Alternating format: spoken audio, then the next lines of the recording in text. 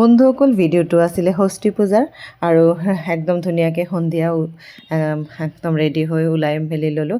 আৰু বন্ধুসকল মোৰ লগত কিন্তু চিৰাগ নাই, চিৰাগৰ যিহেতু খুৰা আহিছে, এই খুৰাৰ লগত শহুৰ ঘৰত আছে, সিহঁতে বেলেগকৈ পূজা চাইছে। আৰু এই আমি আহিলোঁ, প্ৰথমে আহিলোঁ ITI নগাঁও, যিটো ITI খুব ধুনীয়া পূজাস্থলী। আৰু বন্ধুসকল সেইবাৰ পুৰস্কাৰপ্ৰাপ্ত হৈছে আৰু খুব ধুনীয়া পূজাস্থলী এখন, আৰু খুব ভাল লাগিছে। পেলনীয়া বস্তু দি যে ইমান ধুনীয়া মণ্ডপ সজাব পাৰি, সঁচাকৈ নেদেখিলে কিন্তু গম নাপায়। আৰু বন্ধুসকল যোনে যোনে নগাঁৱত আছে আপোনালোকে সকলোৱেতো এই পূজা ভাগত গৈছেই, আৰু যোনে নগাঁৱৰ বাহিৰত আছে সিহঁতৰ কাৰণে বিশেষকৈ এই ভিডিঅ'টো মই কৰা, যাতে আপোনালোকক দেখাব পাৰোঁ। আৰু খুব ধুনীয়া হৈছে, আৰু ভিতৰৰ পৰিৱেশটো বলকচোন এবাৰ আপোনালোকক দেখাওঁ। আৰু যিহেতু আজি দেৱীৰ বোধন আৰু কাম অলপ চলিয়ে আছে, মানে গোটেই কামখিনি হোৱা নাই ভিতৰৰ, আৰু এয়া মোৰ যিমানখিনি পাৰোঁ আপোনালোকৰ কাৰণে মই ভিডিঅ' কৰি আনিছোঁ।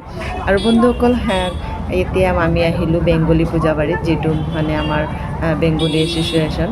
আৰু বন্ধুসকল এটা বস্তু খুব ভাল লাগিছে, যিমানেই পূজাস্থলীত ফুৰিলোঁ জুবিন দাক কিন্তু কোনো পাহৰা নাই। জুবিন দাৰ গান, জুবিন দাৰ প্ৰতিমূৰ্তি চবতে আছে, এনেকুৱা লাগিছে যেন জুবিন দা আমাৰ লগতে আছে।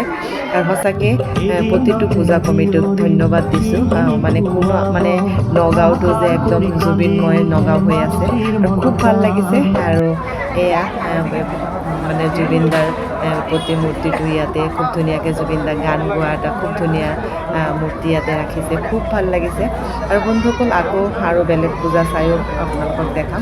আজি ভিডিঅ'টো ইয়াতে শেষ কৰিছোঁ, ভাল লাগিলে লাইক এটা দিবা। আজিলৈ ইমানখিনি, বাই বাই।